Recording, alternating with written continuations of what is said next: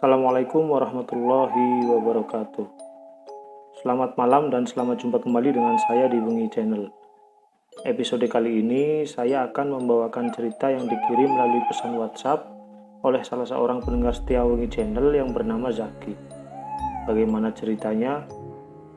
Mari kita mulai.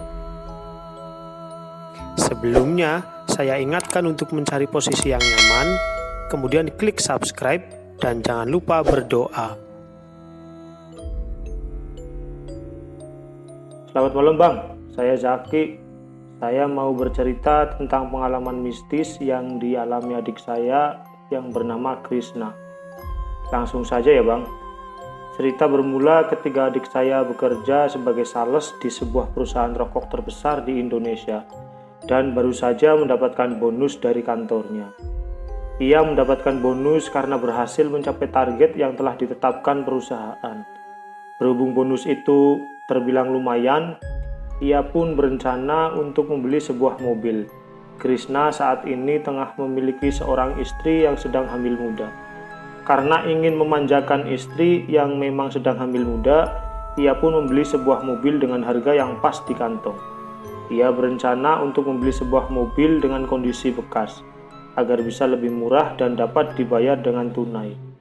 Singkat cerita, Krishna menemukan mobil yang pas di hati dan budget, yakni mobil Grand Livina berwarna abu-abu. Krishna membeli mobil tersebut dari seorang bapak-bapak yang sedang membutuhkan uang. Karena dirasa cocok dan pas, akhirnya Krishna bersepakat dengan bapak tersebut. Awal mobil tersebut datang, mereka berdua sangat senang.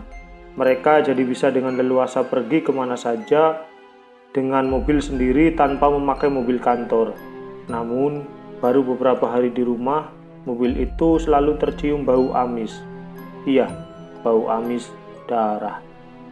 Mereka selalu mencoba mencari di sela-sela mobil untuk mengetahui sumber dari bau amis tersebut. Yang ditakutkan justru ada binatang yang mati dan mengeluarkan darah. Tapi semua itu tak membuahkan hasil, karena tak ada satupun binatang mati di sela-sela mobil. Bau amis darah itu selalu tercium menyengat ketika menjelang malam hari. Krishna pun sering membawa mobil itu ke tempat cuci mobil dan diminta untuk diberikan pewangi yang lebih banyak.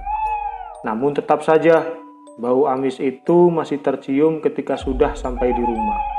Selain itu, jika mereka sedang mengendarai mobil di malam hari, mereka selalu mendengar tangisan bayi. Meski tak begitu jelas, suara tangis bayi itu cukup mengganggu mereka.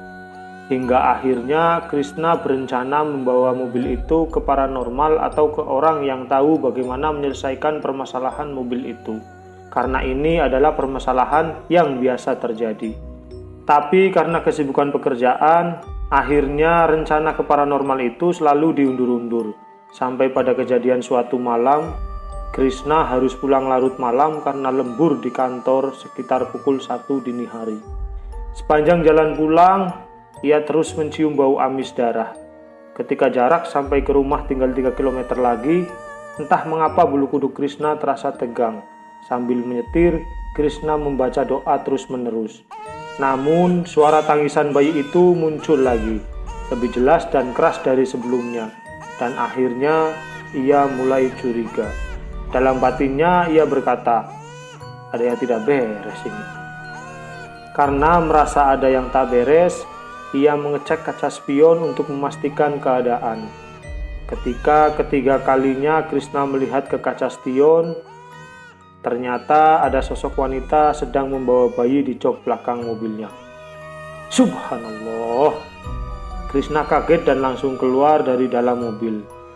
Tapi karena waktu masih tengah malam, di luar pun sangat sepi sekali, hampir tak ada orang. Berkali-kali Krishna membaca doa dengan apa yang ia lihat. Dan ketika ia melihat lagi dari luar, di jok belakang mobil terlihat kosong alias tak ada siapa-siapa. Meski jarak rumah sudah dekat, tetap saja ia bingung harus melanjutkan dengan menggunakan mobil tersebut atau tidak. Setelah memutuskan terlebih dahulu, Krishna akhirnya memutuskan untuk mengendarai mobil. Sebelumnya, tak lupa membaca ayat kursi terlebih dahulu. Ketika memasuki mobil, Krishna melirik ke dalam mobil untuk memastikan tak ada siapa-siapa di belakang jok mobil. Dan memang kosong. Saat beberapa meter melaju, sosok seperti rupa bayi itu muncul lagi di belakang Krishna. Bau amis bahkan sangat menyengat dari yang biasanya. Sontak ia langsung membaca ayat kursi dengan diteriakkan. Karena Krishna baru pertama kali melihat makhluk tak kasat mata, ia menyetir sambil gemetar dan hampir menangis. Keringat panas dingin meluncur di sekujur tubuhnya. Dengan menginjak pedal gas yang luar biasa, ia akhirnya sampai dan langsung memarkirkan mobil tersebut di depan rumahnya tanpa dimasukkan ke garasi. Sesampainya di rumah, keringat dingin terus mengucur di tubuhnya. Ia langsung mencoba tidur, tapi tak bisa karena terus dibayangi hantu gentayangan itu. Keesokan harinya, Krishna langsung demam sehingga istrinya pun bingung ketika suaminya harus pulang dengan buru-buru dan tak memarkirkan mobil dengan tepat seperti biasanya. Krishna tak berani cerita karena khawatir dengan kondisi istrinya yang sedang hamil muda itu. Ia takut jika istrinya nanti kepikiran, hingga Krishna beralasan ingin tidur lebih cepat karena sudah sangat ngantuk semalaman itu. Setelah sembuh beberapa hari dari sakitnya itu, Krishna masih trauma untuk menaiki mobilnya. Karena bau amis masih terasa di hidung, ia memutuskan untuk membawanya ke seorang kiai yang bisa mencari solusi permasalahan itu. Krishna ditemani temannya yang bernama Agus untuk pergi ke kediaman kiai pada sore hari. Tapi sosok hantu gentayangan itu muncul dengan tiba-tiba di belakang jok. Karena kaget, Krishna akhirnya tidak bisa mengendalikan mobil tersebut dan akhirnya ia mengalami kecelakaan hingga masuk ke jurang. Meski begitu, keduanya masih bisa selamat dan hanya mengalami luka ringan di tangan. Krishna segera menelpon saya untuk meminta bantuan. "Halo mas?" "Ya halo, ada apa Kris?" Saya jawab. "Bisa datang ke sini nggak mas? Saya kecelakaan sama temen nih mas." "Waduh, di mana?" "Di Serampok mas." "Ya, saya langsung ke situ Kris." Tak begitu lama, banyak warga yang melintas membantu Krishna dan temannya untuk ditenangkan. Selang beberapa menit, saya pun sampai dan langsung membantu menangani Krishna. Menurut warga sekitar, tempat itu memang sering terjadi kecelakaan tunggal dan Krishna adalah salah satunya. Entah karena apa, tapi saat itu Krishna tidak cerita bahwa ia kecelakaan karena melihat penampakan sosok wanita di jok belakang mobilnya. Kemudian mobil derek datang dan membawa mobilnya. Krishna dan temannya kemudian saya bawa ke rumah sakit terdekat menggunakan mobil saya. Dan selama di mobil, saya menanyai Krishna, mengapa bisa kecelakaan di sana. "Kris, kecelakaannya gimana barusan?" "Gini mas, niatnya saya mau ke Kiai Muhi sama Agus, tapi di tengah jalan saya lihat ada perempuan gendong bayi tuh di belakang mobil jok saya. Akhirnya saya takut, jadi saya banting setir sampai kecelakaan mas." "Oh begitu. Kamu lihat nggak Gus perempuan di mobil saya?" "Nggak lihat Kris, kan nggak ada apa-apa. Malah saya heran kenapa kamu banting setir gitu," jawab Agus yang kebingungan. "Saya heran, kenapa hanya saya yang lihat ya?" Krishna keheranan. "Ya sudah, sekarang kita ke rumah sakit dulu ya. Obati luka kalian, terus kita pulang." Saya mencoba menenangkan keduanya. Beberapa menit kemudian kami sampai di rumah sakit dan mereka berdua langsung diobati. Setelah diobati, kami pun langsung pulang. Keesokan harinya Krishna benar-benar kepikiran dengan mobil itu. Hingga akhirnya ia memutuskan untuk bertemu dengan Kiai Muhi. Dengan menggunakan mobil Agus, akhirnya Krishna sampai di tempat Kiai Muhi. Beliau langsung mempersilahkan masuk dan tanpa basa-basi, Krishna pun langsung menceritakan kejadian demi kejadian yang dialaminya. Kiai Muhi sebenarnya ingin mengecek langsung ke mobilnya, tapi berhubung mobilnya masih di bengkel, jadi niat itu diurungkan. Kiai Muhi mengatakan bahwa jika ada kejadian terhadap suatu benda, itu merupakan hal yang dilakukan oleh makhluk halus. Maka bisa jadi sebelumnya ada kejadian yang berhubungan dengan makhluk halus tersebut. Jadi Krishna disarankan untuk menemui pemilik mobil ini sebelumnya. Sebelum mau pulang, mereka pun diberi beberapa botol air doa agar lebih tenang. Esok harinya sepulang Krishna dari bekerja, ia pun langsung menemui pemilik mobil ini sebelumnya. Sebut saja namanya Pak Yahya. Krishna menyampaikan maksud kedatangannya dan menceritakan beberapa kejadian yang menimpa Krishna terkait mobil bekas yang ia beli. Dan Pak Yahya pun kaget mendengarnya. Selama beliau memakai mobil itu, beliau tidak pernah merasakan atau menemui keanehan, apalagi sampai melihat penampakan. Beliau juga tidak pernah berlaku dan melakukan suatu hal yang janggal terhadap mobilnya, sampai mobilnya dibeli Krishna dan terjadi penampakan makhluk halus tersebut. Karena tak menangkap makna dari pernyataan Pak Yahya, Krishna jadi buntu. Kenapa mobil yang dibelinya ada penunggunya? Setelah mengobrol panjang lebar, akhirnya ia pun pamit dan Pak Yahya memberikan saran kalau mobilnya harus dibersihkan dari makhluk tak kasat mata tersebut. Setelah seminggu pertemuan dengan Pak Yahya, Krishna mendapat telepon dari orang bengkel. Katanya, karyawan bengkel di sana sering menemukan seorang wanita sedang duduk dan membawa bayinya di jok belakang mobilnya. Mereka pada ketakutan dan baru sekarang ini mengalami kejadian seperti ini. Krishna pun langsung berkoordinasi dengan Pak Yahya agar proses ruwat mobil ini dipercepat saja. Karena ternyata kejadian ini menimpa siapa saja yang berurusan dengan mobil tersebut, Pak Yahya pun setuju. Beberapa hari setelah itu, mereka pun langsung datang ke bengkel di sore hari. Setelah bengkel tutup, mereka sudah meminta izin pada pemiliknya bahwa akan melakukan ruwat pada mobil ini. Pak Yahya datang bersama seorang pria setengah baya memakai baju koko dan sorban. Beliau mengenalkan diri sebagai Pak Rudi yang akan melakukan ruatan itu. Mereka pun memulai acara ruat mobil ini. Di sana, selain ada Krishna, Pak Yahya dan Pak Rudi, ada juga pemilik bengkel dan beberapa karyawannya. Mobil ini dimandikan dengan air yang katanya sudah didoakan. Semua bagian mobil baik dalam dan luar dipercikkan air dan Pak Rudi berdoa di dalam mobil. Ketika Pak Rudi sedang berdoa di mobil, ada salah satu karyawan bengkel yang kesurupan. Dia langsung terjatuh begitu saja dan tiba-tiba berteriak, "Jangan usir kami, Mas. Tolong, jangan usir kami."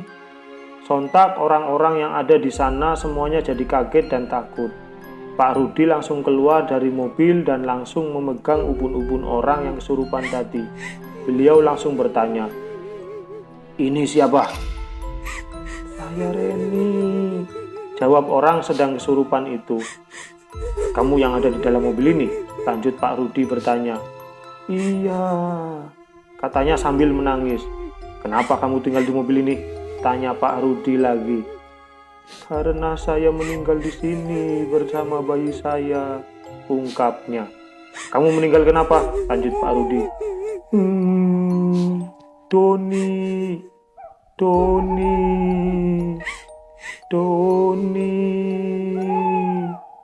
Orang yang kesurupan sosok Reni itu malah menangis dan menyebut nama Doni. Entah siapa Doni itu, Krishna tidak kenal.